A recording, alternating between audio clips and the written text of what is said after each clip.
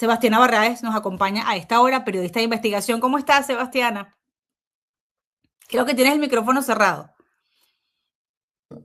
No, creo que me lo... Ahora sí. Ay, ahora sí. ¿Cómo estás? Bienvenida. Gracias a ti, Carla, y a tu audiencia. Feliz Mira, tarde. igual para ti, quiero empezar por allí. ¿Cuáles son tus primeras impresiones, tu reacción a esto que firma ayer la mesa de diálogo? Pues mira, a ver, tú eres bastante optimista en decir que, pues que el Rodrigato entrega el Tribunal Supremo de Justicia. Ok. Ojalá eso se materialice. Pero además que no creo que sea un problema solamente de buenas intenciones. ¿Por qué? Entre otras cosas, porque creo que, y lo decía hoy, que este primer ciclo de conversaciones lanza digamos, esto como un resultado, es decir, la reforma del Tribunal Supremo de Justicia, pero fíjate, más importante aún es que es la manera como lo hace. Porque lo primero, Jorge Rodríguez no lee lo relacionado al Tribunal Supremo de Justicia. Exacto, lee lo del oro. Claro, y algunos pueden asumir, no, fue que se pusieron de acuerdo y dijeron miti miti, lea usted la mitad y yo leo la otra mitad, pero no, ahí hay un mensaje muy fuerte porque además, Carla, desde el mismo momento en que ocurrió ayer ese evento, las redes de propaganda del régimen venezolano y los propagandistas del régimen se han dedicado a decir y a tratar de enfatizar que Jorge Rodríguez le da mayor importancia a la gente que sufrió pues la calamidad de los terremotos. Bueno, ajá. La mayoría del país sabe que no es así. Claro, pero es importante cómo están tratando de vender esa propaganda, porque lo que realmente tratan de ocultar es que para ellos es medular no modificar el Tribunal Supremo de Justicia.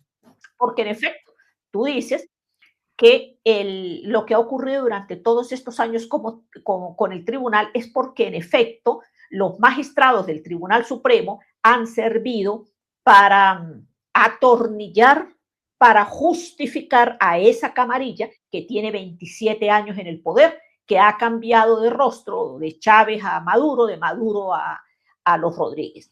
Pero sigue siendo la misma camarilla. Y el Tribunal Supremo, con todos sus variantes también durante todos estos años, le ha permitido al régimen eso.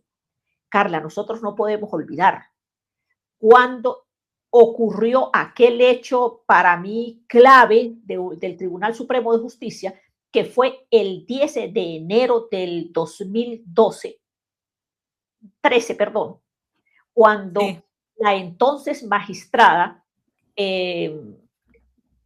¿cómo se llama ella? Estela. Ay, se me fue el nombre a mí también. Ya te lo voy a decir.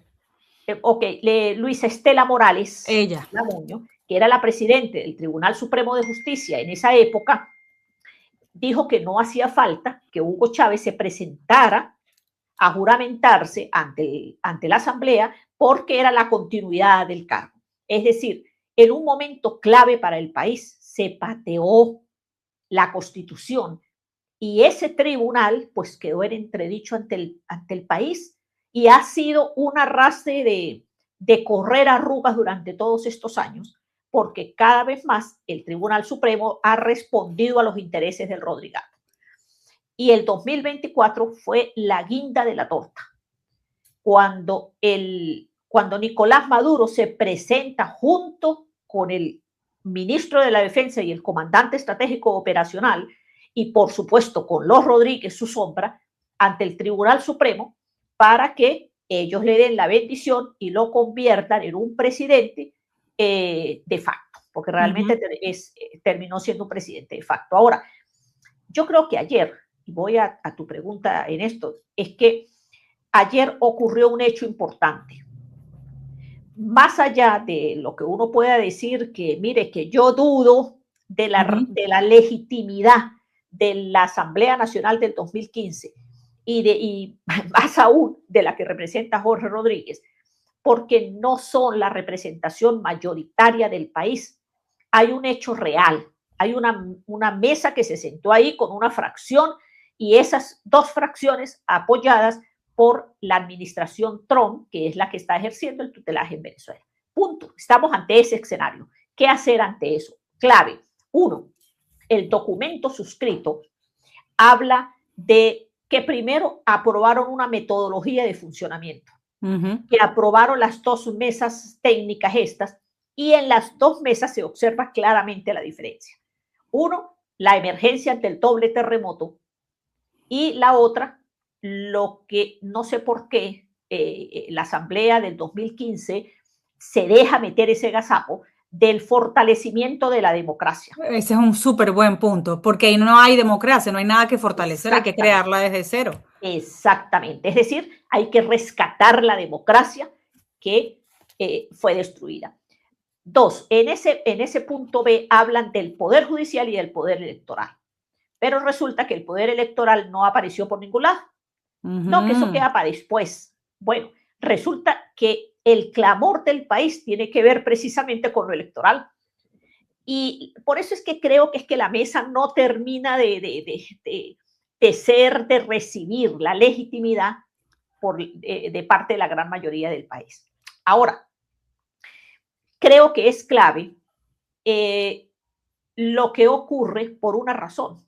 Porque fíjese, hay un coronel y abogado, que es el coronel Bellorín, que ha venido sosteniendo durante muchos años la necesidad de que el Tribunal Supremo de Justicia no solamente hay que enfocarse en quiénes son los elegidos, sino quiénes los eligen y cómo se ocurre ese proceso. Entonces, ante esto que ocurre ayer, es importante porque casualmente leía en un artículo que me envió el propio coronel que dice que el hecho de que se haya planteado la reforma de la Constitución, la reforma a la ley orgánica del Tribunal Supremo de Justicia, como primer punto. Segundo, renovar y ampliar el comité de postulaciones judiciales. Tercero, activar un nuevo proceso de postulación. Y en cuarto, conformar un consejo de revisión de credenciales y requisitos. Dice que es el deber ser. Claro. Y que de cumplirse, estaríamos por primera vez desde el año 99, imagínate tú lo importante de eso, estaríamos desde el año 1999, pues planteándonos una asamblea, un Tribunal Supremo de Justicia que responda claramente a lo que está marcado en la Constitución. Y mira que eso es medular importante. Ahora, ¿en qué sí hay una gran diferencia? Es cuándo se va a cumplir eso. Ajá.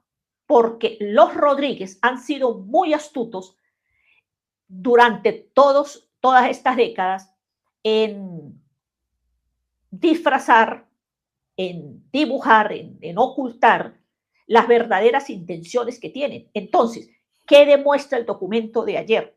En ese documento no hay fechas concretas para nada de los puntos claves con el caso del Tribunal Supremo.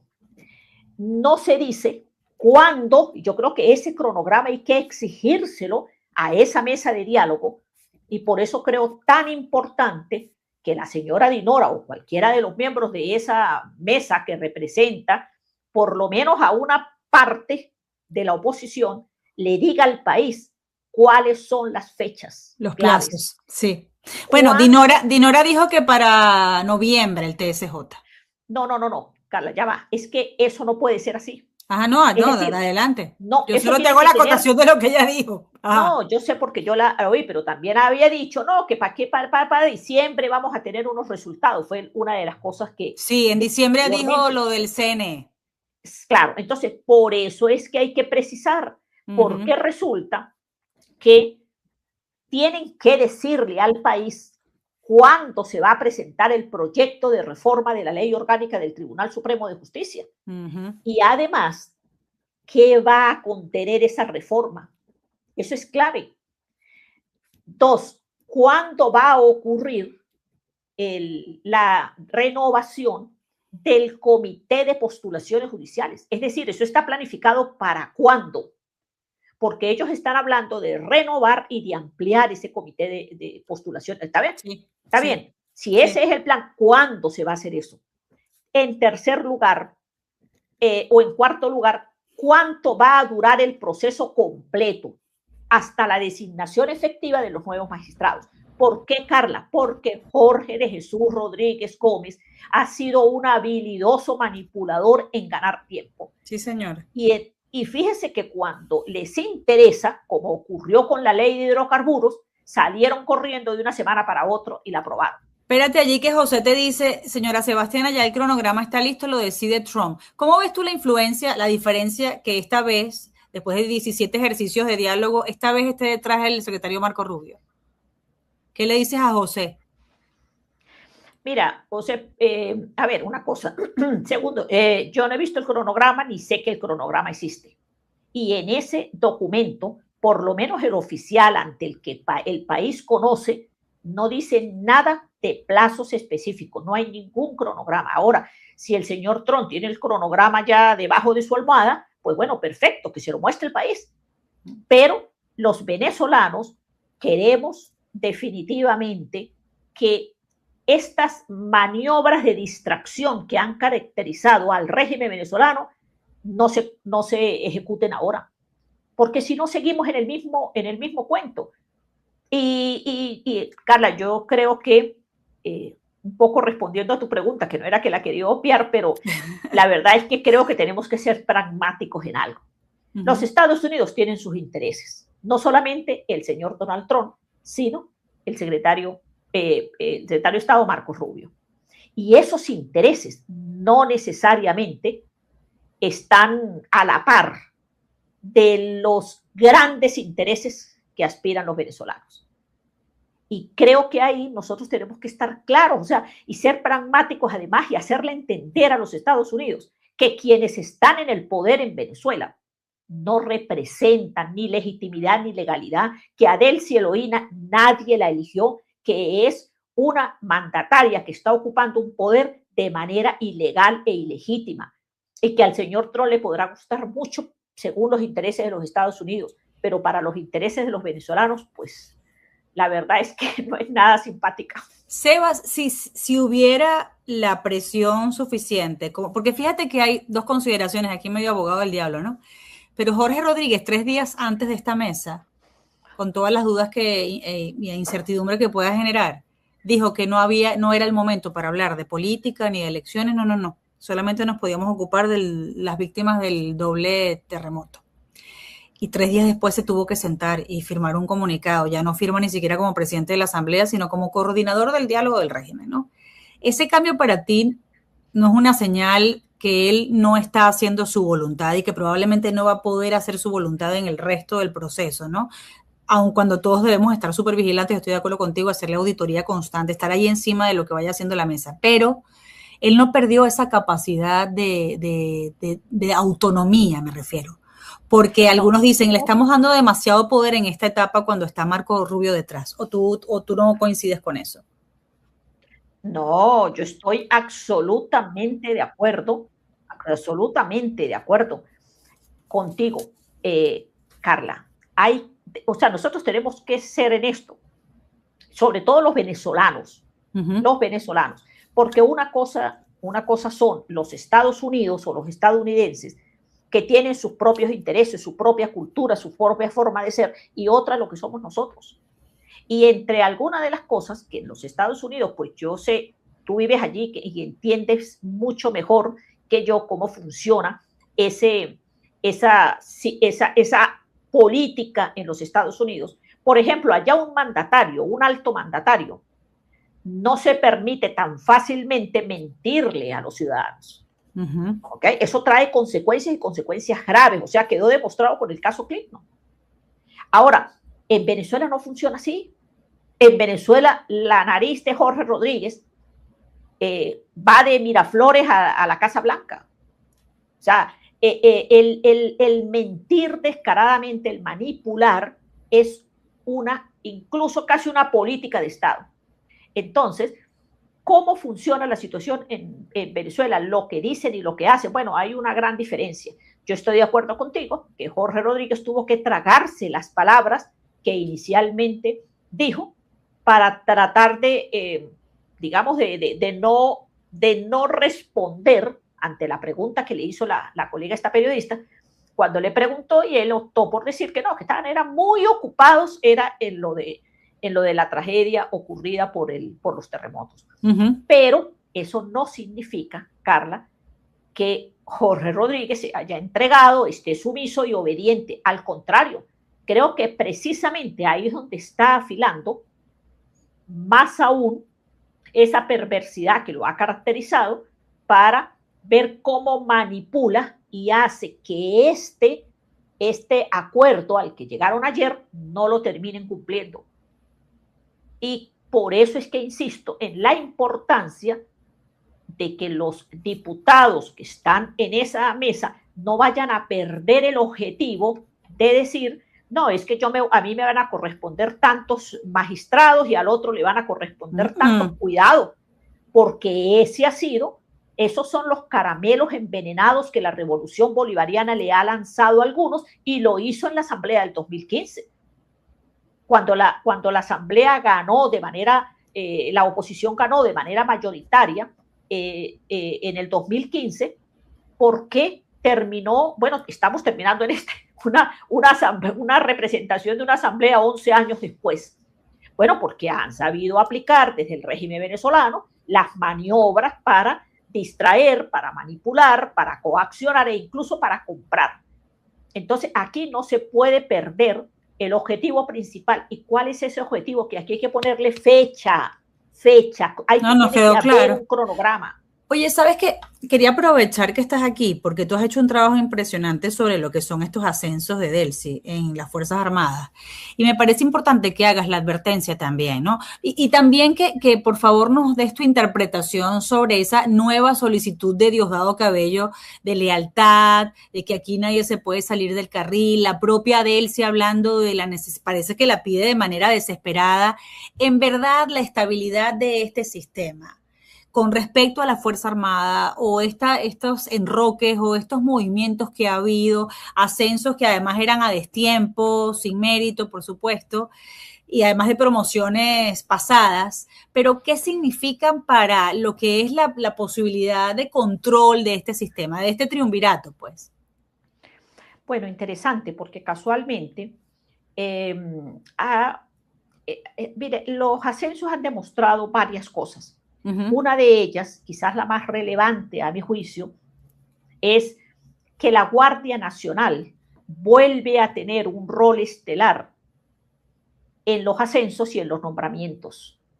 Y eso es algo muy, muy peligroso, porque nosotros no podemos olvidar, Carla, que la Guardia Nacional tiene la dualidad de función policial y militar. Sí. Y en el control del orden interno. Entonces, esa Guardia Nacional, a la que Nicolás Maduro también le dio mucho poder, cuando el caso de las guarimbas, cuando le dio toda la posibilidad y privilegios para que esa guardia coaccionara, persiguiera, pues le quitara la vida a muchísimos manifestantes. Eso lo pudo hacer la Guardia Nacional con todo el poder y el beneplácito del régimen venezolano.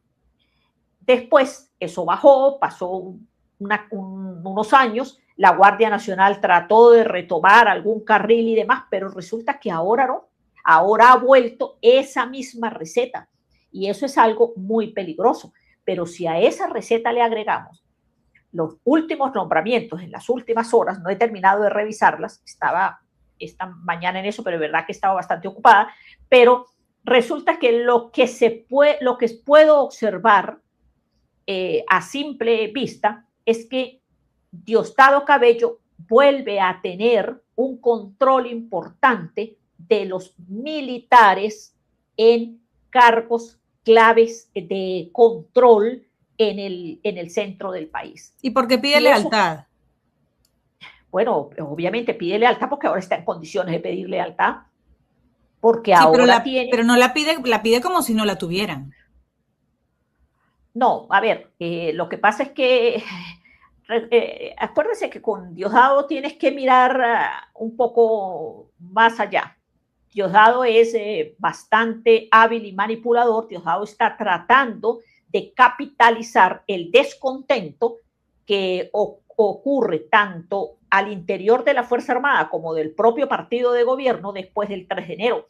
Y esos gritos de traición, eso no han dejado de sonar, Carla. Y suenan duro y suenan alto y hacen señalamientos puntuales. Entonces, Delcy Rodríguez sabe que esa traición, esos gritos de traición dentro de la Fuerza Armada significan bastante para quienes tienen pues armas. Pero Diosdado Cabello no solamente tiene hombres armados en la Fuerza Armada, también los tiene la policía. Controla las policías del país y Delcy Rodríguez no tiene la fuerza para desplazar a Diosdado Cabello. Entonces lo que me da la impresión es que está tratando de compartir el poder cediéndole espacios a Diosdado en cargos de militares que pueden, que están y que van a ocupar, a partir de las últimas horas, van a ocupar cargos de control, de orden interno, de represión, sobre todo en el centro del país. ¿Cómo influyó en la Fuerza Armada? ¿Cómo les pegó lo del 3 de enero? ¿Cuál fue la repercusión más importante para ti allí? ¿Humillación? ¿Decepción? ¿Qué pasó allí en esos cuarteles? Bueno, esas dos palabras se quedan corticas. A eso hay que agregarle una larga cantidad de sinónimos, pero mucha frustración, porque resulta que el alto mando militar anterior y el propio Diosdado Cabello y Nicolás Maduro le venían diciendo a la Fuerza Armada que eran imbatibles, que eran indiscutibles, que podían convertir a Venezuela en un nuevo Vietnam y que no había fuerza militar poderosa en el mundo que fuese capaz de pues ejecutar un ataque en territorio venezolano. Y no sé si recuerdas, muchas veces aparecía Diosdado en una cantidad de mensajes diciendo que si entraban no salían. Bueno, pues resulta que entraron y se cargaron a Maduro y se fueron tranquilamente y volvieron a entrar y ahora están instalados. Y esa situación para el mundo político quizás lo puede entender, justificando que, bueno, hay muchas mentiras y pare de contar, pero en el mundo militar eso no funciona así, porque un poco ese concepto del militar es distinto.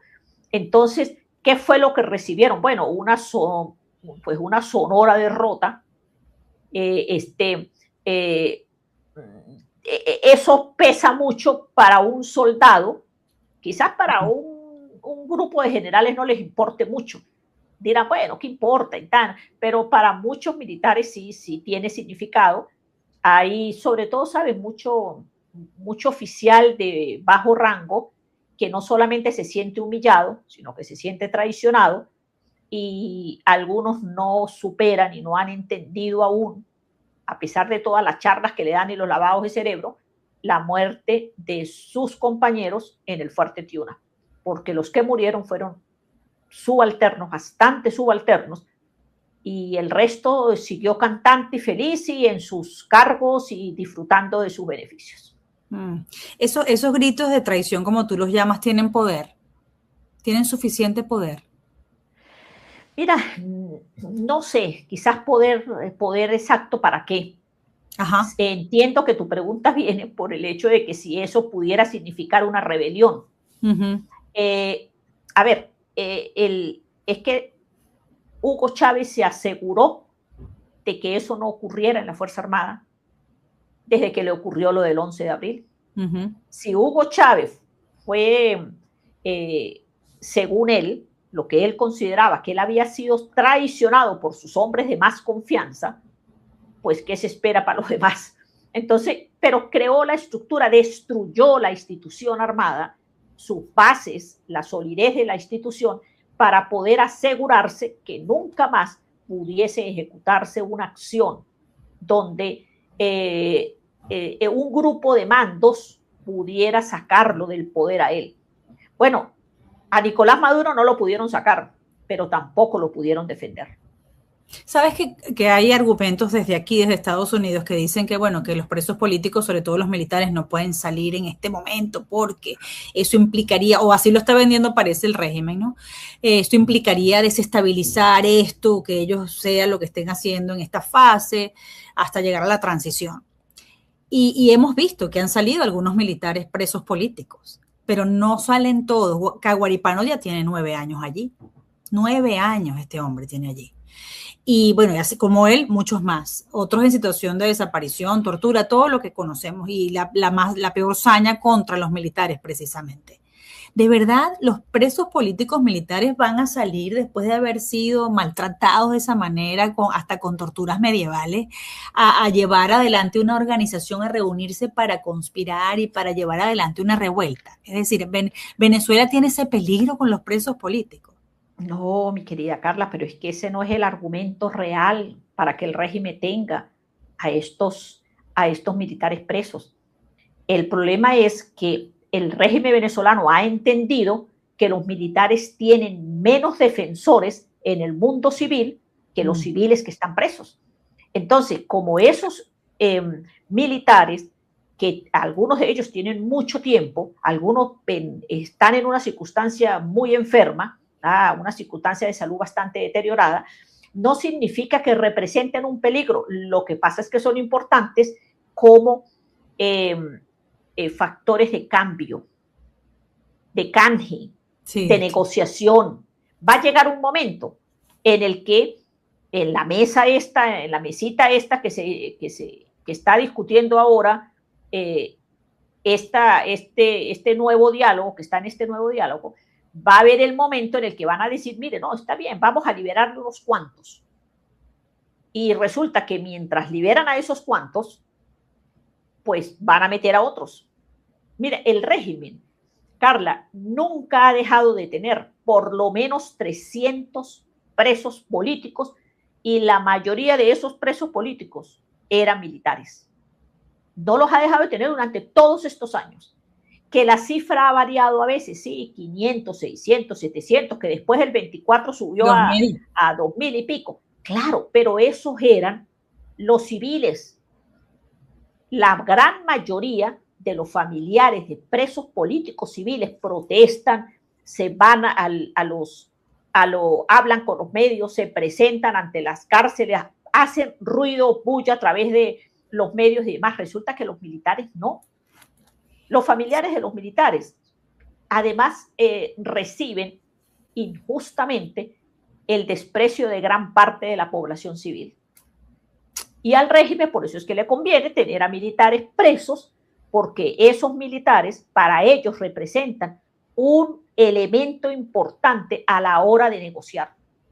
Pero en todo caso, para quienes piensen, sabes que aquí en Estados Unidos están empeñados en compararnos con Libia, Irak, Afganistán, etcétera, guerras civiles y todo aquello, como si nosotros tuviéramos diferencias étnicas, religiosas, y eso no existe en Venezuela. Pero para que le respondas a ese público, a quienes piensan que si liberan a los militares, entonces van a hacer armar un golpe de Estado contra Delcy. Los presos políticos están pensando en eso, los presos políticos militares que han sido tan maltratados y tan golpeados y olvidados, como tú bien señalas.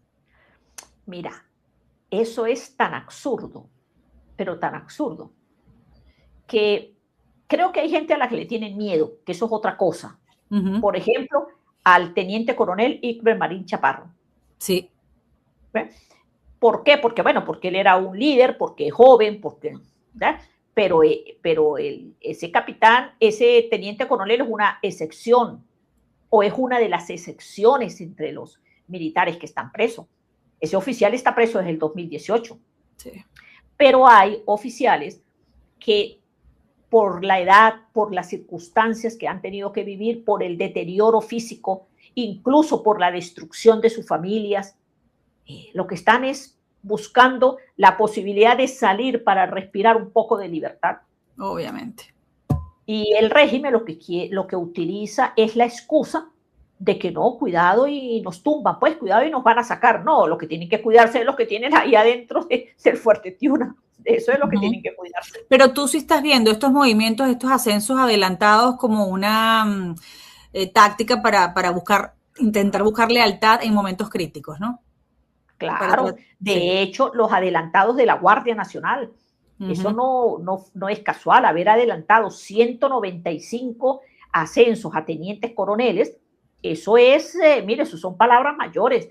Quizás para el mundo civil eso no represente mucho, pero cuando uno lo ve desde lo que puede significar tener este tipo de oficiales, además de la Guardia Nacional, que les adelantan los ascensos, como 6 meses, mire que eso es para preocuparse. Por eso es que he venido advirtiendo que debemos tener mucho cuidado y ojo visor en los planes de represión que el régimen venezolano está planificando. Y a mí no me cabe duda de eso, Carla. El régimen venezolano está planificando nuevos planes de represión porque ellos no van a poder contener la rabia y la ira y el hambre del pueblo venezolano, mientras ellos piensan que pueden colocar sobre la mesa de negociación que les regresen el oro de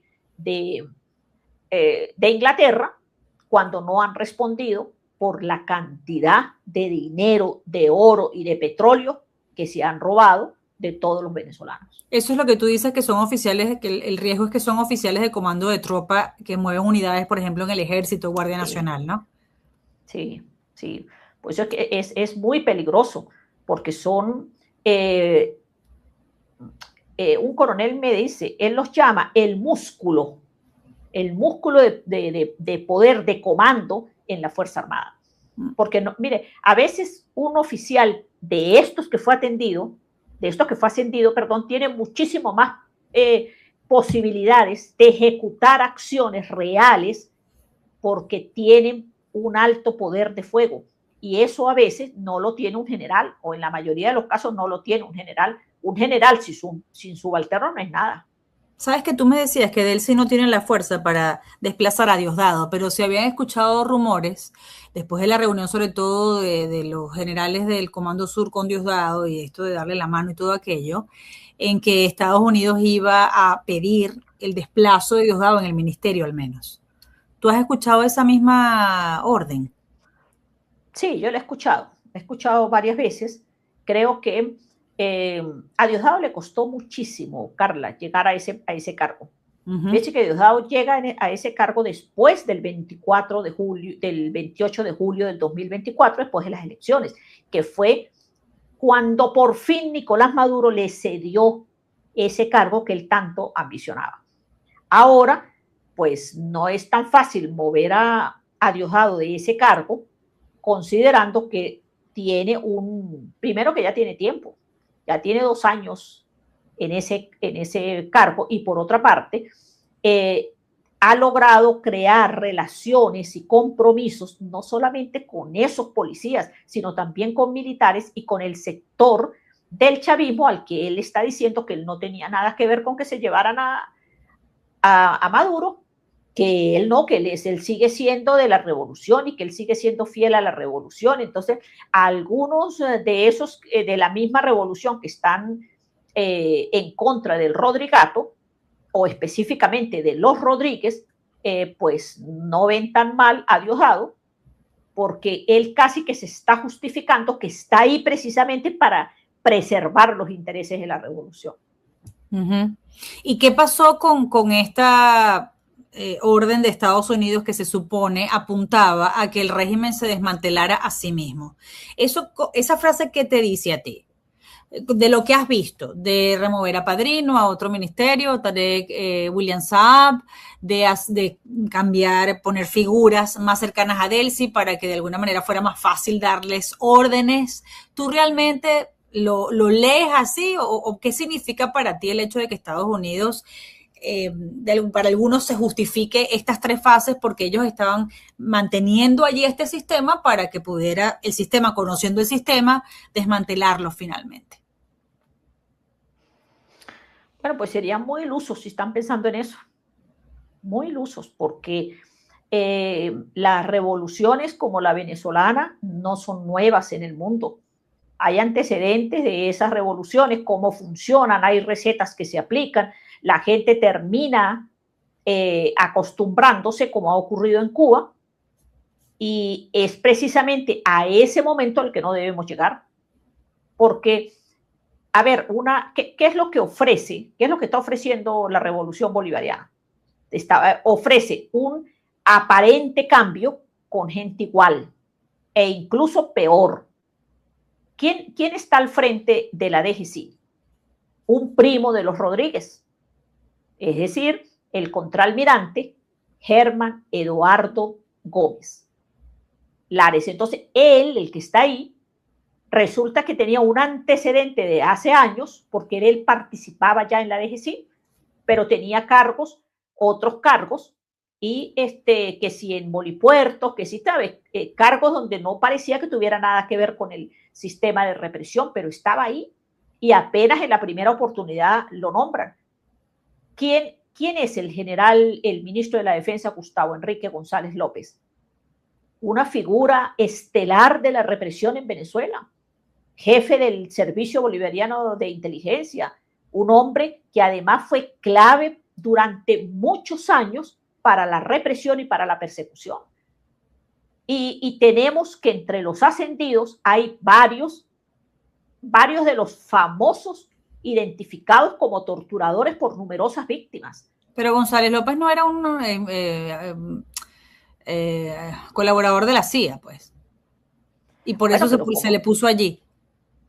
Bueno, pero si era, ya, una cosa es que fuese colaborador de la CIA, pero también uno de los máximos represores y persecutores Claro, obvio. de Una cosa la no quita la otra. en Venezuela. Claro. Entonces, por eso es que yo a veces insisto mucho, Carla, que nosotros tenemos que ser pragmáticos en la relación con los Estados Unidos, porque para los Estados Unidos la defensa de los derechos humanos no es una prioridad. Creo que incluso ni siquiera cuenta entre los primeros 1000 puntos que tienen de intereses. Y por eso es que tampoco hay una presión por la liberación de los presos políticos. Por eso es que tampoco han recibido, por ejemplo, a los familiares de los presos políticos que están cerca de la embajada de Estados Unidos en Caracas. Al contrario, los han mandado a sacar. Búsquelo para que quiten ahí porque no los queremos ahí, no queremos que hagan ruido. Igual ha sucedido con el caso de las protestas en la calle. Entonces, Estados Unidos pues tiene sus intereses claros, y los intereses de los Estados Unidos no tienen que ver ni con defensa de derechos humanos, ni liberación de presos políticos, y mucho menos tiene que ver con el problema económico y social del país. Pero ¿tú crees que Estados Unidos vaya a asumir el costo de él sí quiere reprimir manifestaciones de calle, lo haga? Estoy absolutamente segura de eso. ¿Por qué lo dudas? No, yo lo dudo porque aquí hay un interés en controlar esto y que no se vea desorden ni caos, etcétera. Ah, eso es otra cosa. Eso es otra cosa. Una cosa es que ellos no quieran que haya, que se desate una guerra civil en el país. Que no estamos en peligro de eso, por cierto, ¿no? Para dejarlo claro. Claro que no, porque es que hay una cosa, Carla, en Venezuela eso no va a ocurrir, porque resulta que la sociedad civil está desarmada. Exactamente. ¿Quiénes son los únicos que tienen armas en Venezuela? El régimen. Y los únicos que tienen rehenes. ¿Dónde están los rehenes de María Corina y de Dinora? Y los únicos que tienen rehenes. Por eso es que tienen los presos políticos. Por eso es que amenazan además que si ocurre algo en la cárcel, mire que vamos a ir por usted, los amenazan, lo han dicho los propios presos. Entonces, en ese cuento de que no, que en Venezuela se va a desatar una violencia, pero una violencia de parte de quién. En Venezuela hay unos represores y violentos en la cabecilla del régimen. Y del otro lado está una población desarmada, una población que tiene hambre, sueldos miserables, que sufre las inclemencias de las deficiencias de los servicios públicos, que no tiene escuelas, que no tiene hospitales acordes. Esa es la población. O sea, antes, cuando tú ves esa desigualdad, pero ¿qué nivel de guerra civil puede haber en Venezuela en esas condiciones? Así mismo es. Una. Sebastiana, los comentarios siempre son a cómo termina Diosdado Cabello, cómo termina el Rodrigato. Porque aquí se ha comentado hasta de la mina de Delcy, etcétera, ¿no? Y bueno, y las conversaciones con Zapatero y todo esto, ¿no? ¿Qué pasa con, por qué no pusieron allí para salvar la vida de los damnificados en Vargas lo que ellos mismos se han robado, ¿no? Hubiéramos empezado por allí en lugar de pedir el oro de Inglaterra, pero sin embargo, hay quienes se plantean que Delcy y Jorge han estado negociando desde hace mucho tiempo con Estados Unidos en realidad. Pero yo que lo crees también, pero en el caso de Diosdado ahora es una pieza que funciona, que sirve, que es útil, pero ¿por cuánto tiempo? Todavía tiene allí el precio por su cabeza. ¿Cómo ves tú el desenlace para él?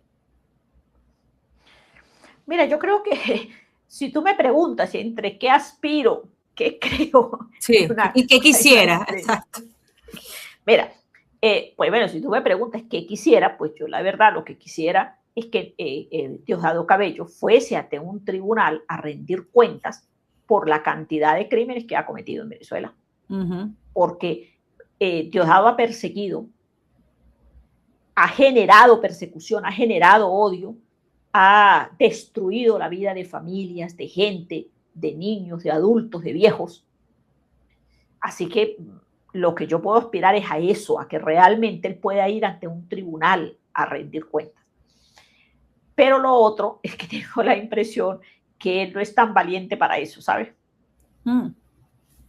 Creo que no es tan valiente para eso. Y además creo que prefiere bajar la cabeza. La bajó primero con Chávez, conspiraba allí por detrás de Chávez a ver si lograba llegar al poder y no lo pudo hacer. Después siguió con Maduro y también conspiraba ya detrás con Maduro para él, tampoco lo logra hacer. O sea, se ha quedado siendo el segundo. Y cuando por fin se cargan a Nicolás Maduro, él ahora es el tercero porque están los Rodríguez primero y se quedó el tercero. Pero bueno, más allá del chiste, digamos, es que yo creo que Estados Unidos tiene un plan B. Ajá. Creo que ese plan B tiene que ver con esa cantidad de gente en Venezuela que después del 3 de enero se replegó, ¿sabes? Y se quitaron los trajes que tenían de campaña y se vistieron de paisanos y todos estaban chéveres.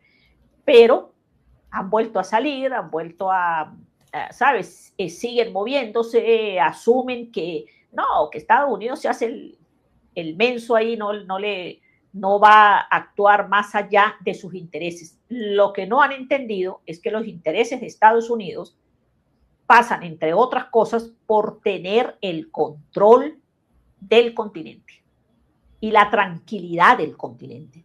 Es decir, puede haber un dictadorcillo por ahí en un lado, puede haber otro alborotado por allá, no importa, pero ellos necesitan tener la seguridad del control del continente porque tienen al otro lado del mundo pues fuerzas y potencias que no les son tan amigables.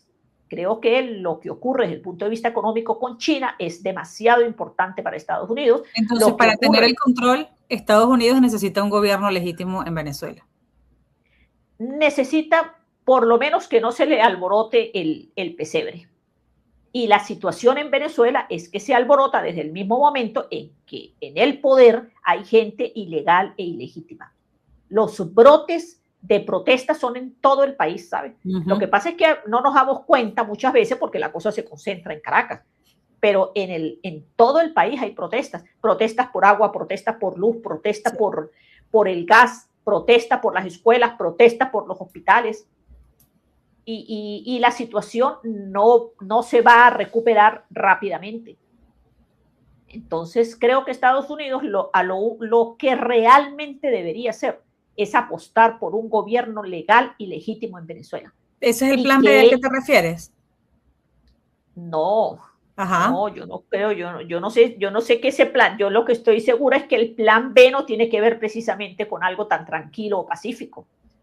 Creo que Estados Unidos pues, a ver, dentro del arte de la guerra que ha caracterizado a los Estados Unidos, no te extrañe que lancen una segunda operación y que quiten a todos los que les están estorbando, que no permiten que el Rodrigato avance, o en su efecto que el propio Rodrigato sea finalmente desechable para los Estados Unidos. Ok. Ellos no tienen ninguna certeza, nosotros tampoco ahora, porque no conocemos, como dices tú, ni el cronograma ni el plan, pero quienes están en el poder tampoco tienen ninguna certeza.